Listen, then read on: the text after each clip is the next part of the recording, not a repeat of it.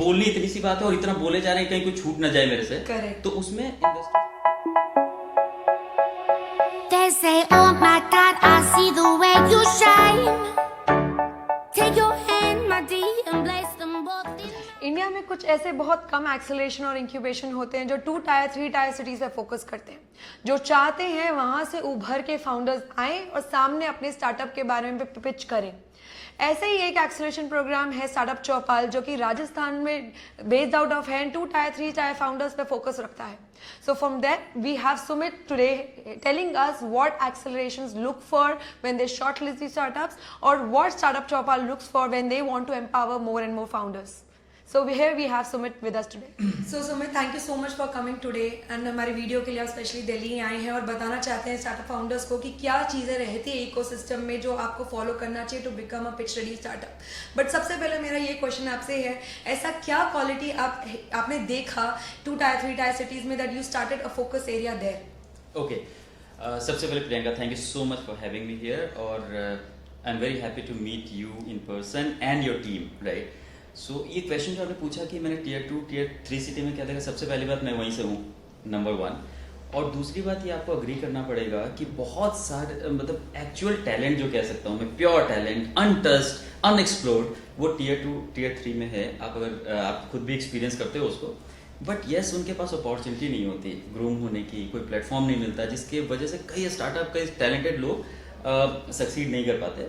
तो we decided कि एक आपको पता ही है मेट्रोपॉलिटन्स में और बड़े शहरों में तो फैसिलिटीज़ हैं, लेकिन छोटे शहरों में नहीं है। तो हमारे लिए एक अपॉर्चुनिटी हमारे लिए थी कि वो अनटच्ड मार्केट को हम काम करें वहाँ पे, and by grace of God we are doing and we are working with so many startups.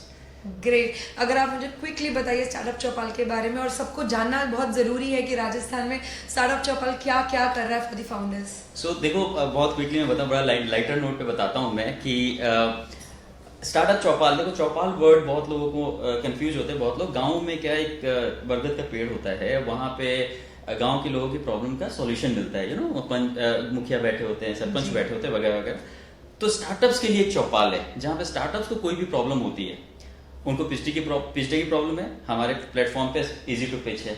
उनको पेटेंट की प्रॉब्लम होती है, हमारे पास बौद्धिक वेंचर है उनको इसकी। तो एक प्लेटफॉर्म क्रिएट कर दिया हमने कि स्टार्टअप्स को जो भी प्रॉब्लम होगी हम यहाँ पे सॉल्यूशन देंगे, राइट। अब जब हम बात करते हैं स्टार्टअप की, तो स्टार्टअप की सिर्फ प्रॉब्लम ये नहीं है कि उनको बिजनेस मॉडल की प्रॉब्लम है, ये प्रॉब्लम नहीं है कि उनको कम्युनिकेशन स्किल की प्रॉब्लम है, उनको पर्सनैलिटी की प्रॉब्लम है। मॉडल बहुत अच्छा है पर इन्वेस्टर्स को वो पिच नहीं कर पा रहे, कम्युनिकेट नहीं कर पा रहे।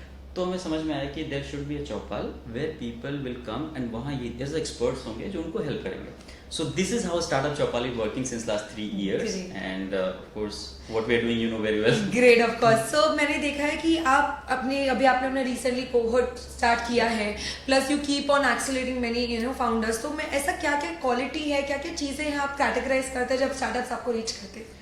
देखो, ये तो आपने हर जगह सुना होगा, सबने सुना होगा कि फाउंडर्स बहुत ज़्यादा इंपॉर्टेंट हैं आइडिया से, क्योंकि मैंने देखा आइडियाज़ बहुत अच्छे होते हैं पर एग्जीक्यूट तरीके से नहीं हो पाते, सबने देखा है। मेरे साथ क्या हुआ कि मैं किसी के साथ भी काम करना पहले शुरू कर देता, 2 साल पहले की बात करूँ आपसे। तो कोई आइडिया लेके अच्छा सा आया, मैंने उसके साथ काम करना शुरू कर दिया, फिर उसकी जॉब लगी, चला गया, मैंने पूरा एफर्ट लगा दिया उस पर। तो मैंने एक जरूर कोशिश की कि मैं क्यूरेट कर सकूं फाउंडर्स को लेने के पहले। तो मैंने कहा कि जब तक सामने वाले का कुछ भी स्टेक पे नहीं है, ये मेरा मानना है और इसको जनरेट नहीं कर सकते, बट मेरा स्ट्रांगली मानना है कि जब तक आपका कुछ स्टेक पे नहीं है तब तक अगर आप स्टार्टअप करने के लिए आ रहे हो तो आप हो सकता है कि जस्ट टू एक्सप्लोर आ रहे हो कि भाई देखते हैं, हो गया तो हो गया, नहीं तो नहीं।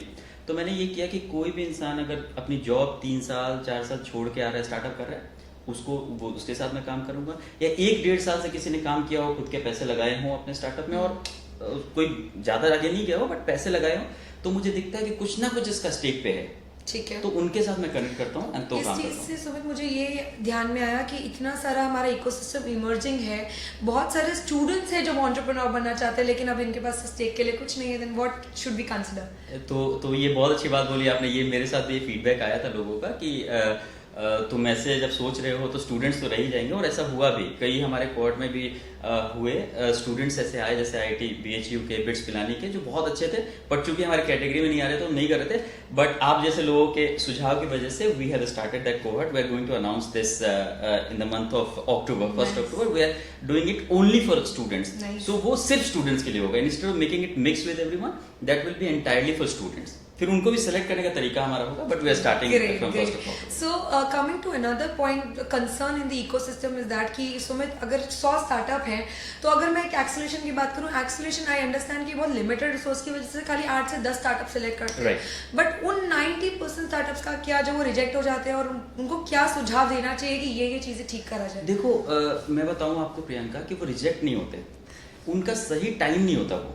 तो जैसे मान लो कि मेरे पास अगर 20 स्टार्टअप्स आते हैं, जो हमारे साथ होता है, तो उसमें हमें पता चल जाता है कि इन 10 स्टार्टअप्स 12 स्टार्टअप्स को अभी थोड़ा और काम करने की जरूरत है, थोड़ा और मार्केट में हमें प्रोटोटाइप के साथ टेस्ट करने की जरूरत है, अपने प्रोडक्ट में सुधार करने की जरूरत है। और ये 5 लोग हैं जिनको अब हम फंडिंग के लिए आगे के लिए लेके जा सकते हैं। तो वो 5 उस वक्त सेलेक्ट हुए, इसका मतलब ये 10 रिजेक्ट नहीं हुए, राइट? जब तक वो गिव अप नहीं करेंगे, हम गिव अप नहीं करेंगे, but they have to wait for their turn, you know. So उनको 1 महीना और लगेगा काम करने में, तो correct, we are there to support them. तो आपके हिसाब से फिर राइट टाइम क्या हुआ कि रीच करना चाहिए? यस, तो मैं बताता हूँ आपको कि देखो, हर इन्वेस्टर जो आप जिससे बात करना चाहते हो, एक्सेलरेट का मतलब ये होता है कि मॉडल सेट हो गया, सब कुछ सेट हो गया, अब इसको अलग लेवल पे लेके जाना है, अपने को स्केल करना है। तो चीज ये होती है कि कोई भी इन्वेस्टर अगर आपको पैसे दे रहा है तो डेफिनेटली देखेगा कि आपका मॉडल ऐसा हो जो स्केलेबल हो, और एक्चुअली में उसका मार्केट साइज हो, यू नो। ऐसा ना हो कि भाई वो लिमिटेड लोगों के लिए।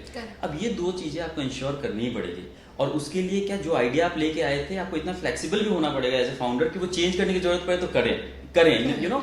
अगर मैं आपके सामने कोई स्टार्टअप मेरा पिच करने आ रहा है, आप इन्वेस्टर फॉर एग्जाम्पल, तो आपसे जब बात की तो पता चला कि आइडिया तो तुम्हारा बहुत अच्छा है, बट ये 2-3 चीजें इससे आपको सुधार कर दो तो ये स्केलेबल हो सकता है। If this suggestion is making sense, then वो स्टार्टअप फाउंडर रिजिड नहीं होना चाहिए, फ्लेक्सिबल होना चाहिए वो चेंज करने के लिए। तो कई बार क्या होता है कि कई लोग चेंज जल्दी कर लेते हैं, कई लोगों को वो चेंजेस करने में टाइम लगता है। तो जिनको चेंजेस करने में टाइम लगता है उन्हीं को टाइम लगता है, और जो फटाफट कर लेते हैं वो आगे बढ़ जाते हैं। करेक्ट। सो इससे मुझे ये चीज याद आती है कि आपने भी बहुत सारे राउंड्स इन्वेस्टमेंट के अटेंड करे हैं, आपने ऑर्गेनाइज करा प्लस इन्वेस्ट करा है सुमित।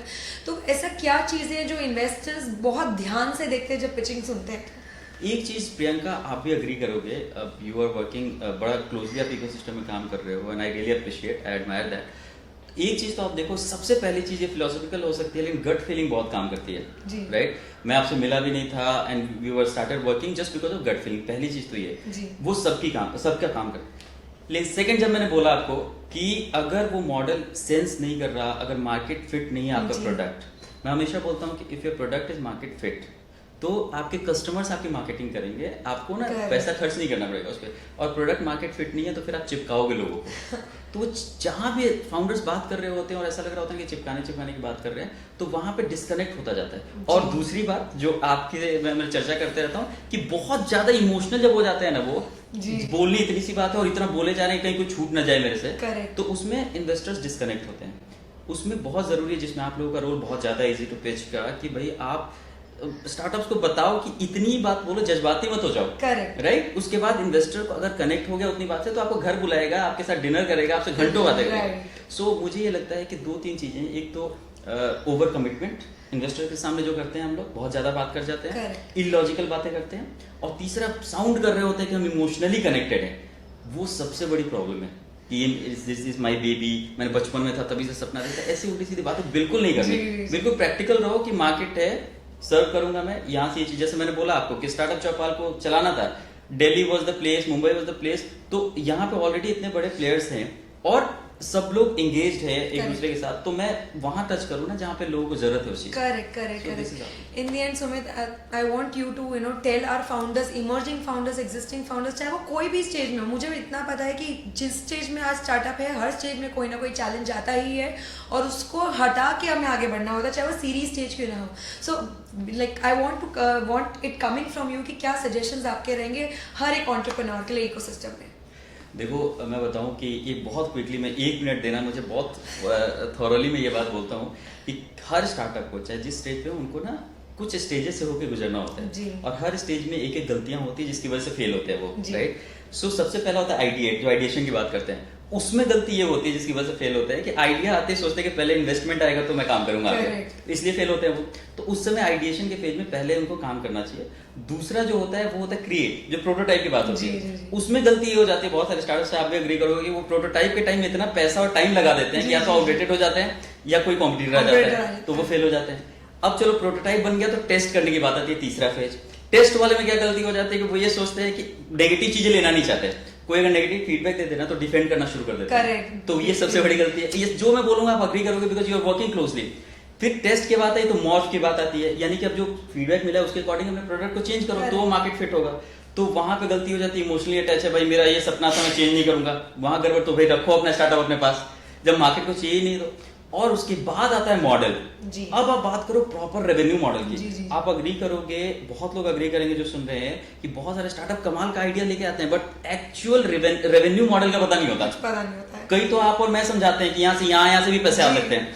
तो रेवेन्यू मॉडल, तो बिजनेस मॉडल स्ट्रांग होना चाहिए। वहां पे गलती ये हो जाती है कि एक मार्केट सेट किए बिना वो कोशिश करते हैं स्केल करने की, तो स्केल करने की जगह रायते की तरफ फैलते हैं, Correct. तो वहां काम खराब होता है। और जब आप काम करते हो, जब मॉडल आपका सेट हो जाता है, एक आपने प्रोटोटाइप बना लिया 100-50 जी। कस्टमर से, तो आता है स्केल।